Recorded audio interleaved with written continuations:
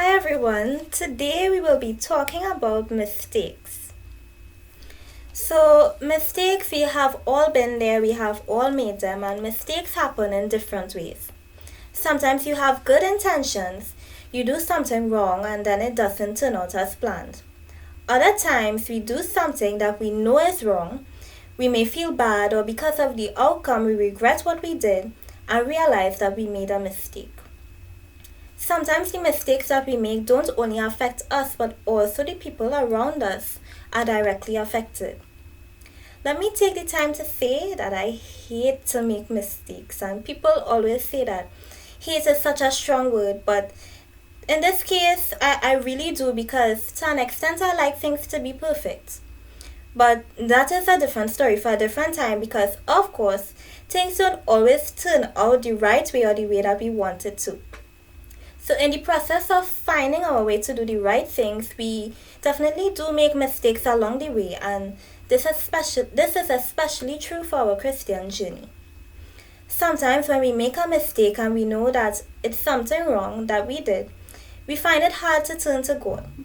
It's hard to kneel down and pray because you feel like you can't face God.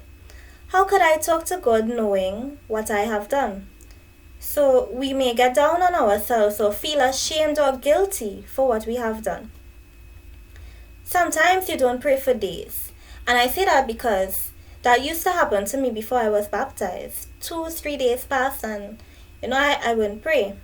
And at that, when we really sit down and think about it, do you feel that is definitely something that the devil wants? He would want us to do that. He wouldn't want us to talk to God. Because the first way to cut ties with someone is to stop talking to them. The battle is for you and your salvation. Right? First Peter 5:6-7, and this is from the New International Version. Humble yourselves, therefore, under God's mighty hand, that he may lift you up in due time. Cast all your anxiety on him, because he cares for you. Cast all your anxieties on him. So you should feel comfortable to go to God in any situation because he cares for you. 2 Corinthians 12:9, and this is also from the New International Version. But he said to me, my grace is sufficient for you, for my power is made perfect in weakness.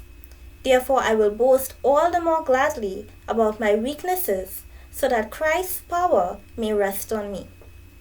In our weakest moments, at the hardest times is where God's power is demonstrated the most. He pulls through for us in ways that we couldn't even think or imagine. God is able to give us that strength. Psalms 147:5 says, which is also from the NIV, Great is our Lord and mighty in power. His understanding has no limit. He will understand because he sees and knows all. It's okay to make a mistake. The important thing is that we earnestly turn to God to ask for forgiveness. As 1 John 1:9 says, and this is from the King James Version, if we confess our sins, he is faithful and just to forgive us of our sins and cleanse us from all unrighteousness. I hope that this word has blessed you. Do have an enjoyable week.